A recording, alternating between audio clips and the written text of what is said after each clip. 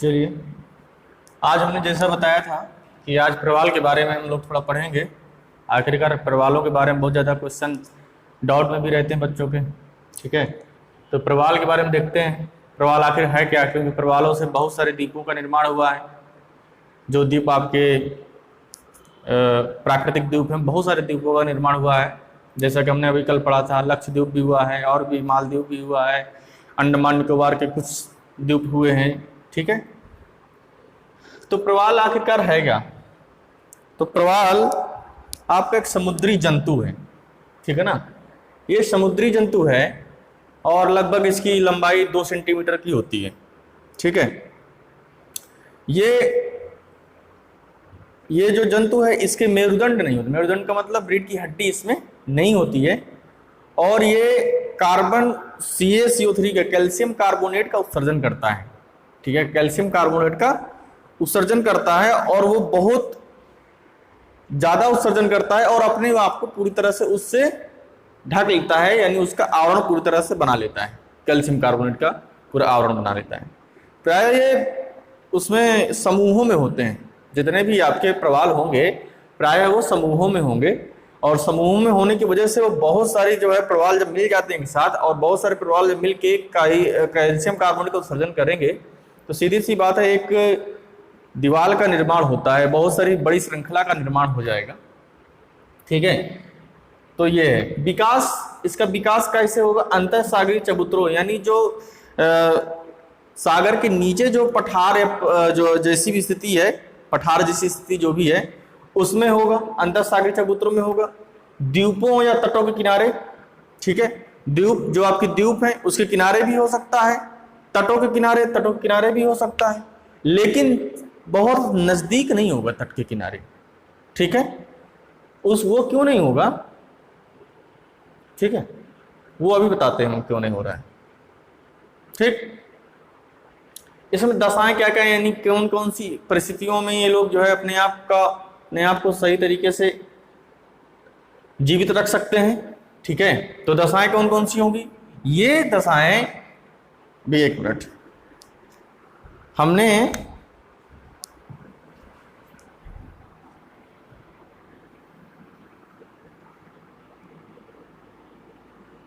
ये दशाएं, ये आपका 0 डिग्री था, ये आपका 1 हो गया, ऐसे करके लगभग में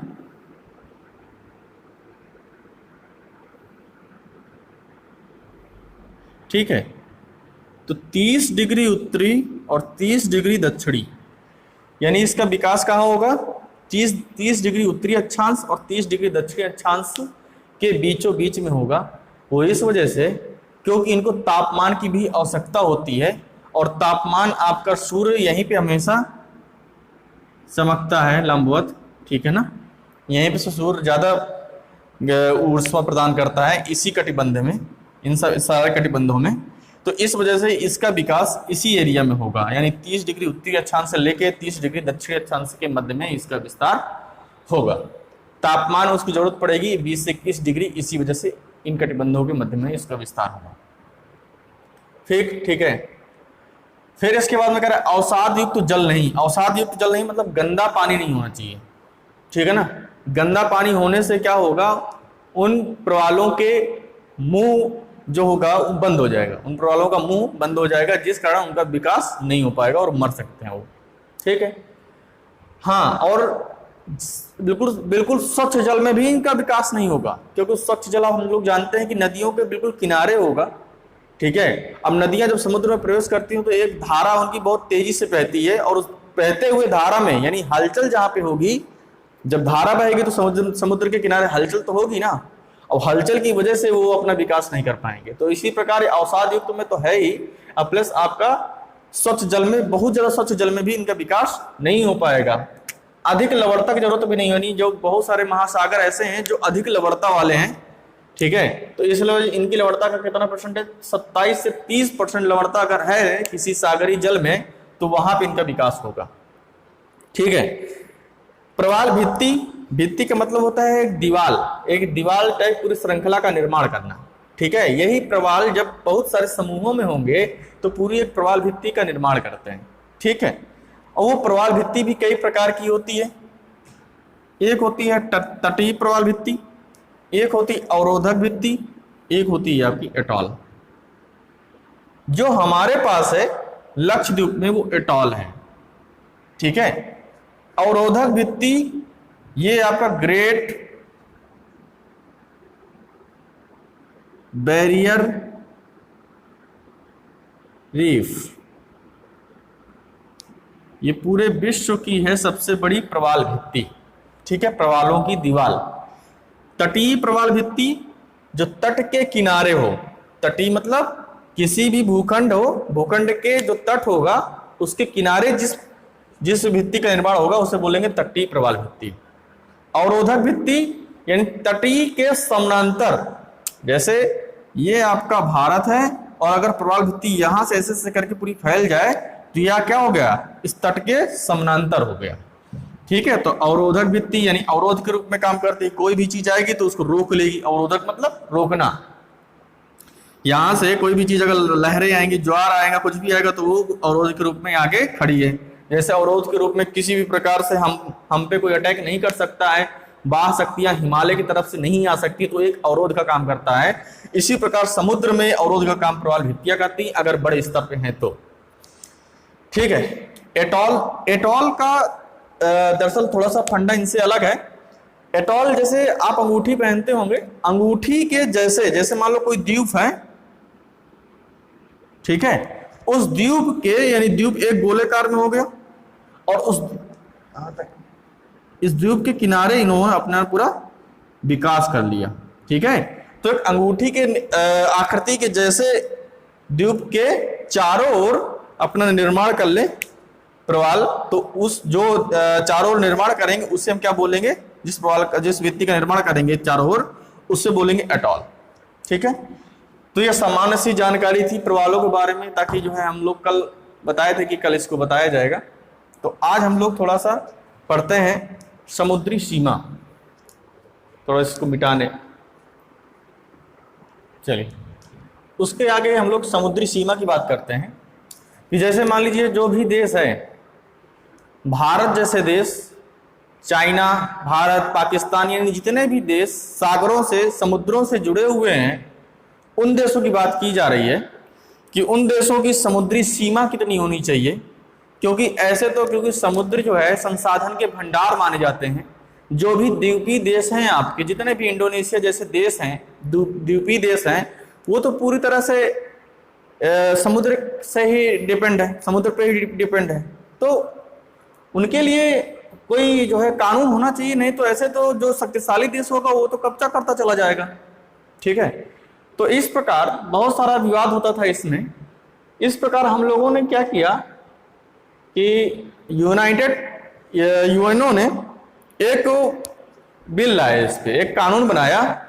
बोले इस कानून के अंतर्गत कोई अगर इसका उल्लंघन करेगा, इस सीमा का अपनी समुद्री सीमा का उल्लंघन करेगा, तो उस आधार पे हम उसके ऊपर कार्रवाई की जा सकती है या उसको सदस्यता से बर्खास्त किया जा सकता है। ठीक है, तो ऐसा करके उन्होंने एक बिल पास किए यूएनओ में। ठीक है, उस बिल का नाम है UNCLOS United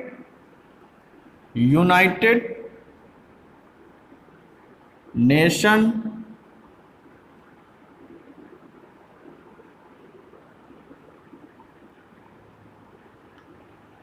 convention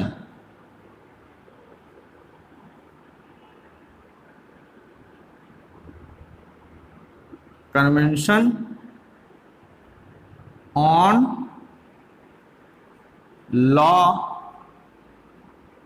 of Sea. ये कानून लाया गया। ये कानून आपका 1982 में आया, 1982 में। इस कानून के अंतर्गत कहा गया कि अगर कोई भी देश किसी भी दूसरे देश की समुद्री सीमा को लांघ करता है या उसको पार करता है बिना उस देश की परमिशन के बिना, तो उस पर कार्रवाई की जा सकती है या उसको सदस्यता से बाहर किया जा सकता है। ठीक है, लेकिन इसकी एक शर्त थी, 1982 का जो कानून बना इसमें एक शर्त ये रखी गई कि जब तक कि इसमें 60 देशों के हस्ताक्षर नहीं हो जाएंगे ये कानून प्रभावी नहीं होगा। तो इसमें ये लगभग आपका 8 से 9 साल ऐसे ही रहा। 1991 में ये चालू स्टार्ट हुआ। स्टार्ट होने का मतलब ये पूर्ण रूप से लागू हुआ। ठीक है, समुद्री सीमा के नियम के उद्देश्य से 1991 में इसमें गुयाना देश है, एक द्वीपीय देश है, और ये गुयाना आपका दक्षिण अफ्रीका में स्थित है, अफ्रीका महाद्वीप में स्थित है। तो इसने ये आपका 60वां सदस्य बना, 60वां सदस्य बना अनक्लोज में शामिल होने वाले। अब यहीं से वो रूल पूरा लागू हो गया। आज की डेट में बात की जाए तो लगभग 2011 की बात है। 2011 में लगभग 161 सदस्य इसमें शामिल हो चुके हैं, सदस्य शामिल। क्योंकि कानून का मतलब ये होता है कि समाज में उच्च वर्ग निम्न वर्ग सभी को सही से जीवन जीने का तरीका एक मिल जाए। ठीक है, किसी के ऊपर किसी प्रकार का दबाव ना हो, बड़े देशों का छोटे देशों के ऊपर दबाव ना हो, इस वजह से कानून बनाया जाता है। किसी भी व्यक्ति के लिए हमारे लिए कानून है, आपके लिए कानून, सबके लिए कानून है। कानून नहीं होगा तो फिर यहाँ बहुत बड़ी समस्या पैदा हो जाएगी। ठीक है, हर दूसरे दिन लड़ाई की स्थिति उत्पन्न हो जाएंगी हमारे देशों में, विदेश में, हर जगह। ठीक है, तो ये अनक्लोज को पारित किया गया 161 सदस्य 2011 की रिपोर्ट के अनुसार भी बताया जा रहा है। ठीक, तो इसमें कई सारी बातें रखी गई कि कौन से किस आधार पर रखा जाएगा, तो उसकी हम बात कर लेते हैं।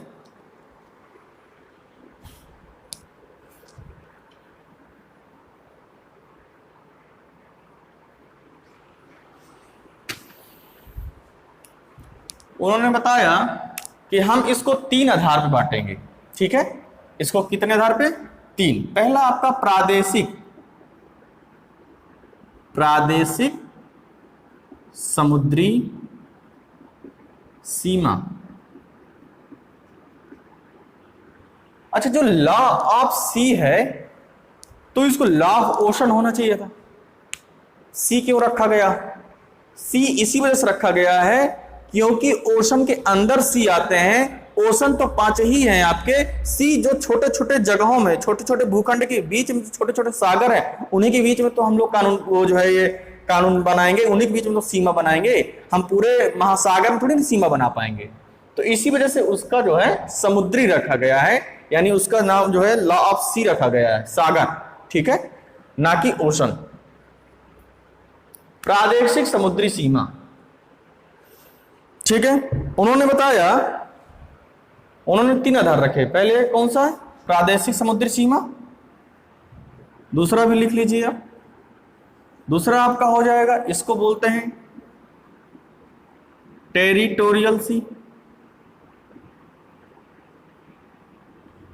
ठीक है, दूसरी आपकी हो जाएगी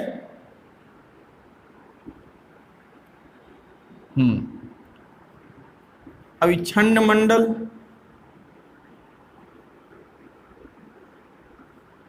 इंग्लिश में भी आप लिख लीजिए कॉन्टिगुअस जोन। एंड आपका थर्ड आपका हो जाएगा अनन्य आर्थिक क्षेत्र।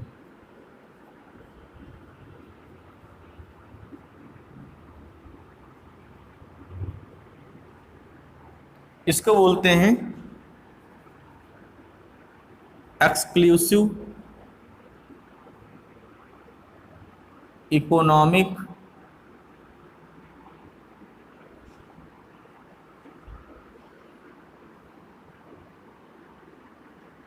Conversion zone. ये 3 उन्होंने नियम बनाए। ठीक है, अब हर एक नियम, हर एक जो है हर एक नंबर में, जैसे मान लीजिए प्रादेशिक समुद्री सीमा है तो इसमें किस हिसाब से क्या है, वो सारी बातें अभी हम लोग कर रहे हैं। यहां तक समझ में आ रहा है? ठीक है, तो अब इसको थोड़ा सा हटा देते हैं।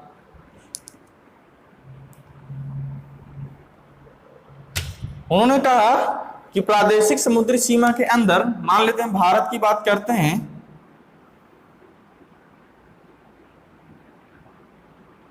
ठीक है, सॉरी उल्टा बना,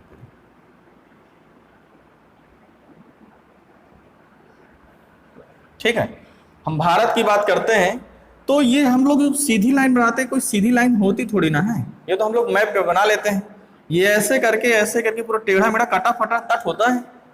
तो उन्होंने कहा आधार रेखा से, आधार रेखा का मतलब ये कटे फटे तट को मिलाने वाली रेखा, ऐसे ऐसे मान तट है और इस तट को मिलाने वाली जो रेखा है तो इसे क्या बोलेंगे, आधार रेखा। ठीक है, आधार रेखा से 12 समुद्री मील तक, 12 समुद्री मील तक क्या कहलाएगा, टेरिटोरियल सी। ठीक है, इसके जो बीच में जल भरा होता है, यानी जो आधार रेखा से आपने मिला लिया, लेकिन इस ये जो बीच बीच में आपके जल भरा है तो इसे हम बोलते हैं पश्च जल, पश्च जल। ठीक है, तो इसको काउंट नहीं किया जाता है, आधार रेखा से ली जाती है। 12 समुद्री मील तक कोई भी देश अपने तट रेखा से 12 समुद्र आधार तट रेखा से 12 समुद्री मील तक उसको संपूर्ण अधिकार है, जितना का जितना अपना कानून, भारत, ये भारत जैसे देश या कोई उसके अंदर जितने भी आपके देश आते हैं, जिस देश का जो कानून है वो 12 समुद्री मील तक समुद्र में भी अपना कानून लागू कर सकता है। ठीक है ना, अपना कानून 12 समुद्री मील तक लागू कर सकता है।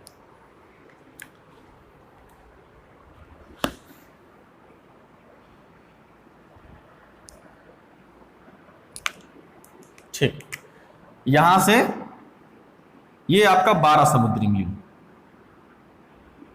इसी वजह से इसका नाम क्या रखा, प्रादेशिक समुद्री सीमा, यानी जितने भी देश के कानून होंगे, भारत के जितने भी कानून होंगे उस 12 समुद्री मील तक लागू होंगे। लेकिन इसके आगे जैसे आप 12 चलोगे, इसके आगे आप 12 साथ चलोगे तो आधार रेखा से कितना मील हो गया, 24 समुद्री मील, लेकिन प्रादेशिक सीमा से कितना हो गया, 12 समुद्री मील।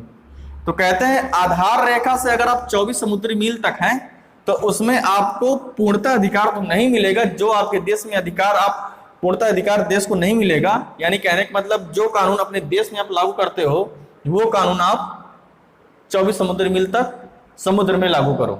ठीक है, समुद्री मील की हम लोग बार बार बात करते हैं। समुद्री मील तो लगभग होता है 1 मील बराबर, इसको समुद्री मील बोला जाता है। जब आप समुद्र की नापते हैं तो उसको समुद्री मील बोलते हैं, नॉटिकल माइल्स। ठीक है, 1 मील बराबर 1.85 किलोमीटर लगभग होता है। ठीक है, 1 समुद्री मील बराबर। ठीक है, तो 24 समुद्री मील तक उन्होंने कुछ बातें रखी कि आपको पूर्णतः अधिकार तो नहीं होगा, लेकिन हाँ कुछ बातों पर अधिकार आपको मिलेगा। जैसे जैसे ही कोई भारतीय, कोई विदेशी जहाज हमारे यहाँ पे एंट्री करता है तो उसको लेना पड़ता था और आगे से, लेकिन यहाँ से उसको पासपोर्ट, वीजा, उसका सारा कुछ, जितना भी प्रवासी लोग भारत में एंट्री करेंगे उसका सब का सब चेक होगा कहाँ पे, 24 समुद्री मील के पास। जैसे 24 समुद्री मील के अंदर आने की कोशिश करेगा उसको वहां से उसको पासपोर्ट, वीजा अपना सारा दिखाना पड़ेगा। इसके बाद में उसको एक पासपोर्ट, वीजा हो गया, जो भी है, जो भी शिप के माध्यम से किसी दूसरे देश में जाना चाहते हैं। दूसरा आपका कस्टम ड्यूटी। ठीक है, वित्तीय अधिकार, कस्टम ड्यूटी यहां से। ठीक है, कस्टम ड्यूटी की बात करें कि यानी जो हम आयात और निर्यात करते हैं उस पे आयात में कितना टैक्स लगा सकती है सरकार, निर्यात में कितना टैक्स लगा सकती है, तो कस्टम ड्यूटी आपकी कहां पे लागू होगी, 24 समुद्री मील तक। ठीक है, 24 समुद्री मील।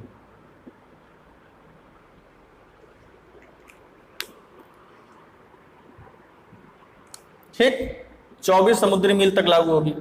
इसके बाद यहां पे आपको साफ सफाई का अधिकार है। अगर जैसे मान लीजिए गंदगी, तो देखिए साफ सफाई का अधिकार तो आपको यहां पर भी है, साफ सफाई का अधिकार तो पूरे दुनिया में है। ठीक है, लेकिन यहां के साफ सफाई का मतलब यह है कि यहाँ के आपका आपका अधिकार है कि आपको यहाँ करना पड़ेगा और आप करेंगे, ठीक है। ये आपका अधिकार भी है, ये आपका कर्तव्य भी होना चाहिए कि साफ सफाई का अधिकार है, यानी समुद्र में किसी प्रकार का पॉल्यूशन या प्रदूषण नहीं होना चाहिए, ठीक। इसके बाद में इसमें तीसरी बात क्या रखी गई? तीसरी बात आपका सीमा शुल्क। सीमा शुल्क यानी किससे कितना टैक्स लेना है, वही जो कस्टम ड्यूटी, ठीक है। सीमा शुल्क अधिकार हो गया।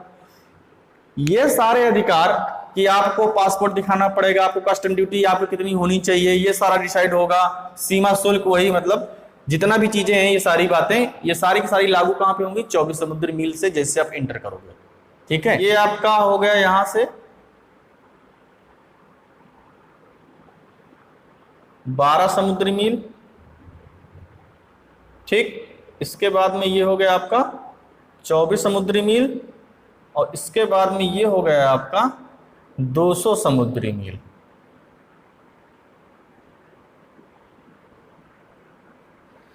इसमें ज्यादा अधिकार नहीं हम लोगों को मिले हैं, किसी भी देश को नहीं मिला है।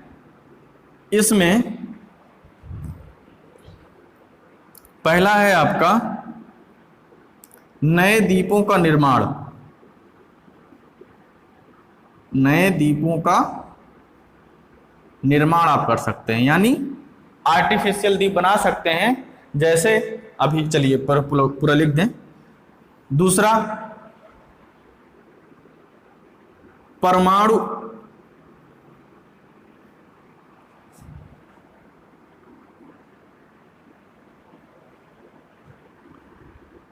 अनुसंधान केंद्र लिख देते हैं, अनुसंधान केंद्र।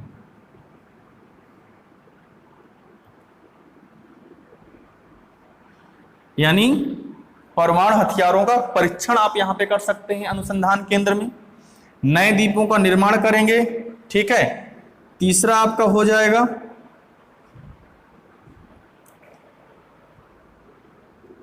समुद्री संसाधनों का दोहन।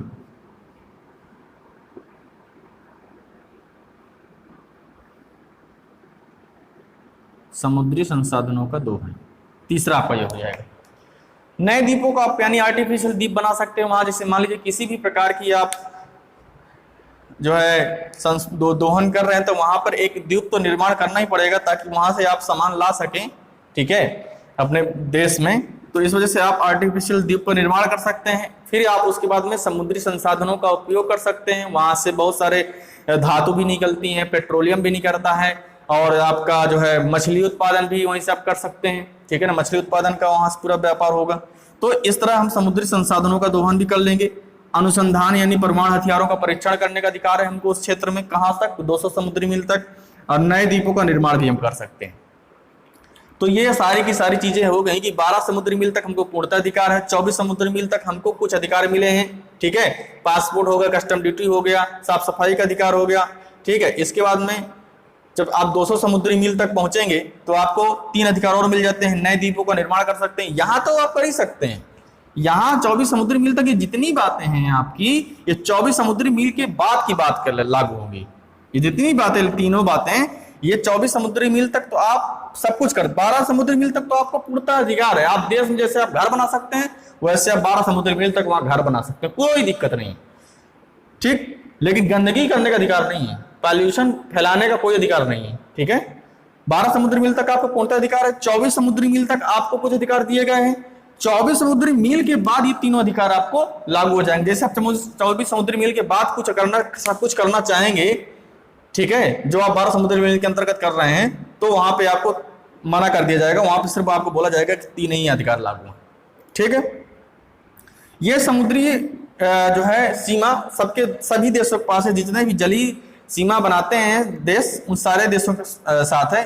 तो इसमें क्वेश्चन उठता है कि क्या समुद्री सीमा जो देश बनाते हैं उन्हीं देशों के पास समुद्री सीमा होनी चाहिए, वो मतलब अधिकार है ये सब? बोले ऐसा नहीं है। समुद्री सीमा का डायरेक्ट प्रत्यक्ष जो है अधिकार इन देशों को तो जरूर है, लेकिन अप्रत्यक्ष तरीके से उनका भी है कहीं ना कहीं, ठीक है। उनको भी थोड़े बहुत अधिकार मिले, लेकिन इनडायरेक्टली मिले। जैसे आप समुद्री सीमा 24 समुद्री सीमा आप पार कर लोगे, 24 समुद्री सीमा के बाद यहां पे आपका जो भी समुद्र होगा, यहां पे आपको सब सारे देश आ सकते हैं, इसमें कोई दिक्कत नहीं है, सबके लिए खुला है, इसमें आप किसी प्रकार का हस्तक्षेप नहीं कर सकते।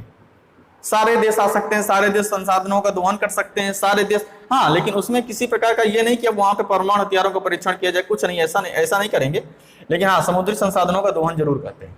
ठीक है, तो 200 नॉटिकल मील के बाद सारे के सारे देश उसमें अपना जो करना चाहे कर सकते हैं बिना पॉल्यूशन के। ठीक, अब एक बात और यहां पे आ जाती है, जैसे मान लेते हैं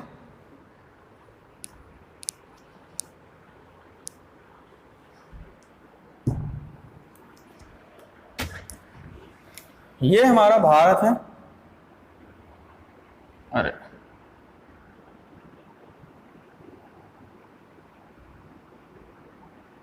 ये भारत है, हमको मालूम है कि हमारे भारत यहां पे हमारा लक्षद्वीप है, ठीक है, यहां पे हमारा श्रीलंका है, मतलब श्रीलंका एक है, ठीक, फिर इसके बाद में यहां पे आपका ऐसे करके क्या है, मैम वो अंडमान निकोबार द्वीप समूह है। तो ये चीज आप और जान लीजिए कि आप जैसे मान लीजिए यहां से यहां तक आ गए, ये हमारे देश का है, तो फिर आप यहां से 200 समुद्री मील तक अपना पूरा रख सकते हैं, 200 समुद्री मील, यानी आपका अधिकार फिर से कहां से, यानी इस द्वीप से 200 समुद्री मील तक आप फिर से जा सकते हैं। यानी ये अगर मान लीजिए आपकी 200 समुद्री मील की ये भारत की रेखा आ रही है, तो यहां से आते आते फिर ये ऐसे हो जाएगी, ठीक है, यानी 200 समुद्री मील इसका भी होना चाहिए, यानी इस बॉर्डर से 200 समुद्री मील होना चाहिए, ठीक, ऐसे करके, ठीक है, 200 समुद्री मील। इसी प्रकार हमारे इसमें भी क्या, इसमें भी 200 समुद्री मील होना चाहिए, यानी यहां तक, ठीक है, और जैसे हम यहां पहुंचते हैं, ये हमारा क्या है, ऐसे करके ये आपका बांग्लादेश है, ठीक है, ठीक।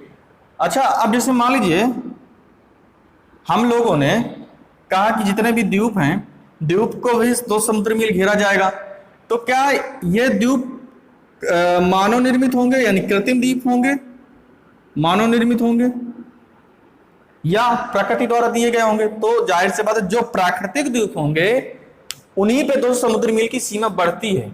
बाकी ऐसे तो अगर होने लगेगा तो भारत का मुंबई हाई द्वीप यहाँ पे स्थित है, फिर 200 नॉटिकल मील नापा, यहाँ पे स्थित किया, फिर 200 नॉटिकल मील नापा, यहाँ से स्थित किया, तो हम तो पूरे देश में कब्जा कर लेंगे, और हमसे भी समृद्धशाली जो देश है वो तो पूरे विश्व में कब्जा कर लेंगे, पूरी हम क्षेत्र में कब्जा कर लिए, हिंद महासागर के क्षेत्र में, वो पूरे विश्व में कब्जा करने लगेंगे। तो ये नहीं, आपकी जो आर्टिफिशियल नहीं, जो आपके प्राकृतिक नेचुरल आपके आइसलैंड है, उन आइसलैंड की बात हो रही है कि उन आइसलैंड में फिर 200 समुद्री मील की सीमा लागू हो जाएगी, ठीक है। जैसे अब ये बात करते हैं इसकी कि हमारे यहाँ पे ये देखो 200 समुद्री मील पूरा भाई द्वीप है, ये हमारा द्वीप है, द्वीप समूह है पूरा, अंडमान निकोबार द्वीप समूह। हमारे यहाँ से ये 200 समुद्री मील यहाँ से भी होगा, भारत है ये, भारत कैसे करके 200 समुद्री मील यहाँ तक होगा। अब इतनी जो जगह बची है आपकी ये वाली, इसमें कोई भी देश का जहाज जा सकता है, कोई भी व्यक्ति जा सकता है, यहाँ पे किसी प्रकार का दोहन भी किया जा सकता है समुद्र का। यही कारण है कि जब भारत और पाकिस्तान के बीच युद्ध हुआ था, ठीक है, भारत और पाकिस्तान के बीच युद्ध हुआ था, तो यहां से अमेरिका का तृतीय बेड़ा यहीं से आपका प्रवेश किया था। अगर हमारे पास ये अधिकार क्षेत्र में होता तो हम क्या अमेरिका को इस जगह से जाने देते? नहीं, ठीक है, यहां से समुद्री बेड़ा उसका पार हुआ था और यहां पे पहुंचा था, ठीक।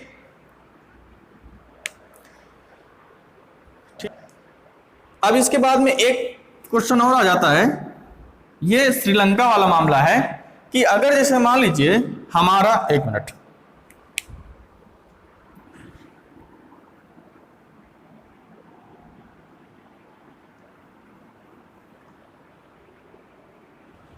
हमने जैसा बताया कि हमारी समुद्री सीमा कितनी है, 200 नॉटिकल मील है। 200 नॉटिकल मील, 200 नॉटिकल मील अगर हम लेते हैं अपने जो है तटीय सीमा से, मतलब तट रेखा से, आधार रेखा से, तो ये लगभग ऐसे करके चला जाएगा। तो ऐसे करके अगर चला जाएगा हमारा जो है तटीय रेखा, तो श्रीलंका का आधा हिस्सा तो भारत में आ गया, ठीक है। लेकिन अगर श्रीलंका कहेगा नहीं भैया ये तो गलत बात है, हम अपनी तरफ से खींचेंगे, तो कहेगा ठीक है, तो वो ले जाएगा हमारा कितना हिस्सा, कितना हिस्सा ले जाएगा, पूरा आपका दक्षिण वाला तमिलनाडु ले जाएगा। तो इस वजह से हम दोनों ने समझौता किया कि जो भी मील है हम लोगों के बीच में, जितनी भी दूरी है, जितनी भी समुद्री सीमा की दूरी है बीचों बीच में, उस समुद्री सीमा की दूरी को हम लोग आधा आधा बांट लेते हैं। यानी 9 मील आपका, 9 नॉटिकल मील आपका, और 9